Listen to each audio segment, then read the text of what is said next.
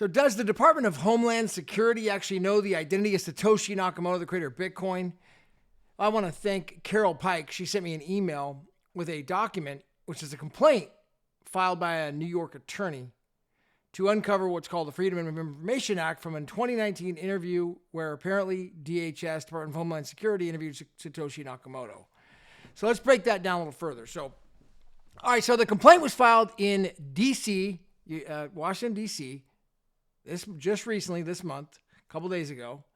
And the complaint alleges what's called the Freedom of Information Act violation and asks for what's called declaratory relief, equitable relief, while asking the court to declare for the people at Homeland Security to do their job. And so what happened is that there was a video on YouTube back in 2019 from an it was a seminar on money laundering and security, and a special agent at Department of Homeland Security showed up to the seminar, gave a talk.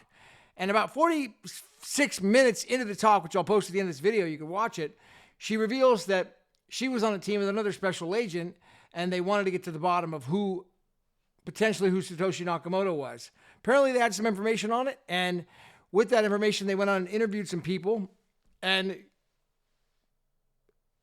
they revealed that Bitcoin was not meant to be a privacy device. It wasn't meant to hide people's identity. It was meant to be an open, public, transparent ledger where it could be auditable by government like Homeland Security. It wasn't meant to split chains and cause these secret transactions or hide things.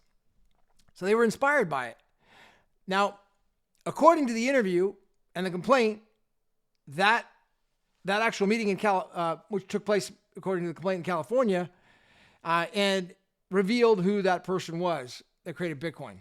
All right, so 2019.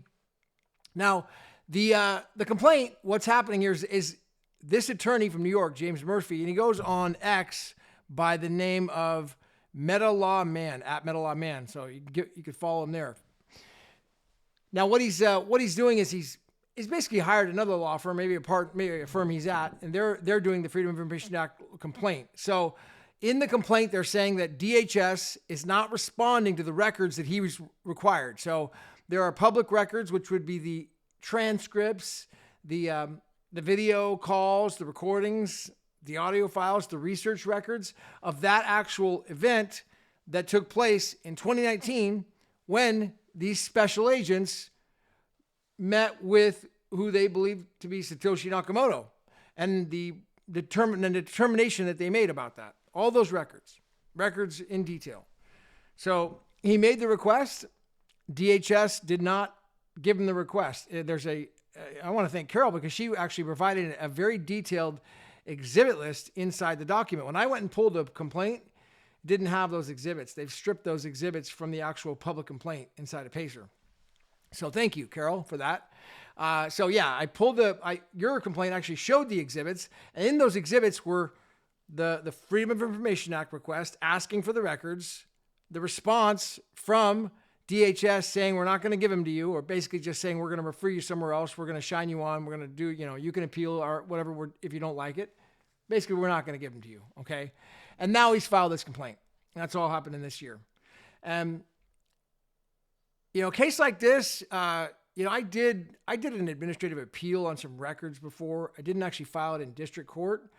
I went to the administrative records first, and I filed an appeal there and did mine, which is another option these guys could have done, but they decided to go the court route. And so it's not asking for money, so it's not going to take long, and it's going to be all administrative. There's not going to be any oral argument on this matter. It's not going to go a trial and jury trial and all that. It's either, do you guys have an obligation to produce these records? That's what it's about. The court's going to have to decide. And if they have an obligation to produce those records, are they public records? Okay. And if they're public records, are there any sort of exceptions for these? Like, are they of national security? Are there some sort of a classification that those records cannot be released? The court's going to have to make that determination. And it'll all be done administratively, but it shouldn't take too long.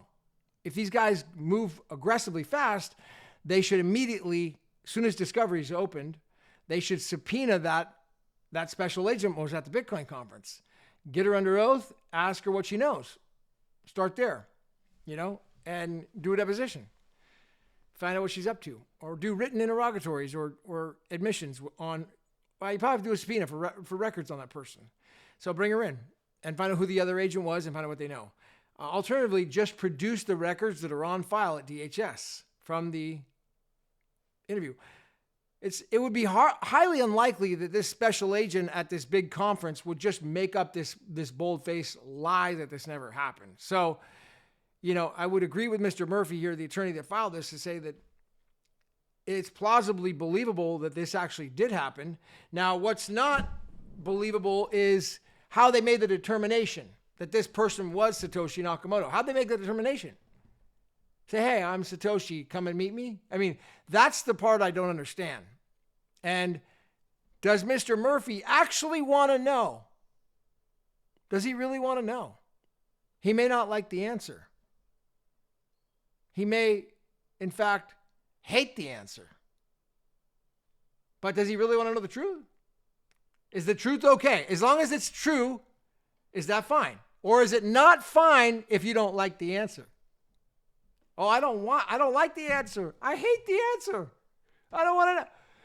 This could expose a very harsh and unpopular truth. But like he says in the complaint, hey, the people have a right to know. And it shouldn't be about whether they like it or not. If it is what it is, it's not popular, so be it. It's the truth. Let it out, man. Let people know what the truth is. People have a freaking right to know. And that's what kind of got me down this rabbit hole. So I was like, man, I want to freaking know the truth myself. Started reading cases about it. Make my own determination, my own decisions. What I believe the story about the background of this whole thing is. And, it's going to come down, if they pull the information, it's going to come down to a very probably unpopular conclusion.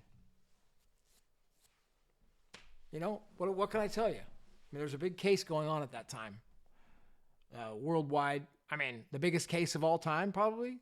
So everybody knows it. It's not like a hidden case. The biggest case of all time was going on at that time. Okay. Probably of all time. I don't think there's ever been a bigger case. Huge. The whole 60, I don't know what the amount was, but it was insane. Maybe the biggest case of all time. So it was going on at that time. So, I don't know. It's all,